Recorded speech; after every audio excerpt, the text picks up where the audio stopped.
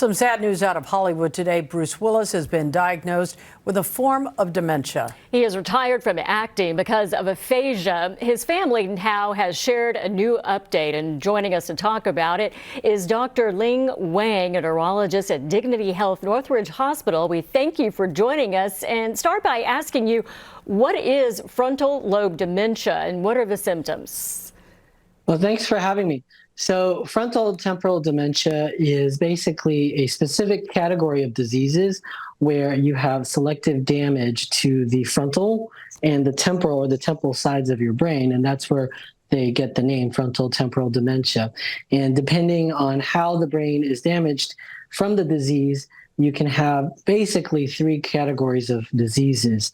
One set of disease involves language, which is what Bruce Willis initially was diagnosed with, aphasia, which is the difficulty in either producing language or understanding language. You can also have a behavioral variant where your personality, your ability to make decisions becomes difficult, and a motor variant, which sometimes can mimic Parkinson's disease. Doctor, we understand this is a rare form of dementia and the lifetime risk of actually getting it is something like less than 2%. Is there an age? Are some people more predisposed? I mean, could he have gotten this from all the stunts he did? How do you get this disease?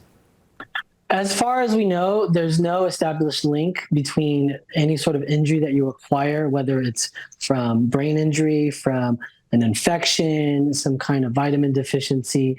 What we do know is that there is a subset, about a third of patients who have a genetic variant and they inherited a gene that makes them more likely to get the disease. But the rest are basically sort of an unknown link. And it is true, it is relatively a rare form of dementia, which is probably why most people have not heard of this disease before. So am I to gather from what you just said, it is hereditary? It can be hereditary, yes. There are genes associated with the disease. Well, just curious, is there anything someone can do if it's in their family? Can they put off getting this, or what should they do to avoid it, or can they? Well, unfortunately, so the disease is relatively younger onset than, let's say, Alzheimer's, which typically affects people in their 70s and 80s. This disease usually affects people in their 40s to 60s. So Bruce Willis being 67, that's usual age, probably a little bit on the older side, but typical age for frontal temporal dementia.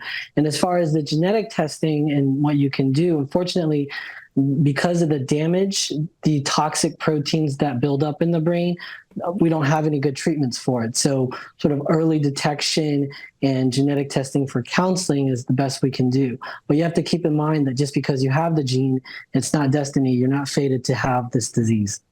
All right, doctor, thank you so much for your expertise explaining some of that for us. Thank you for inviting me. All right, take care.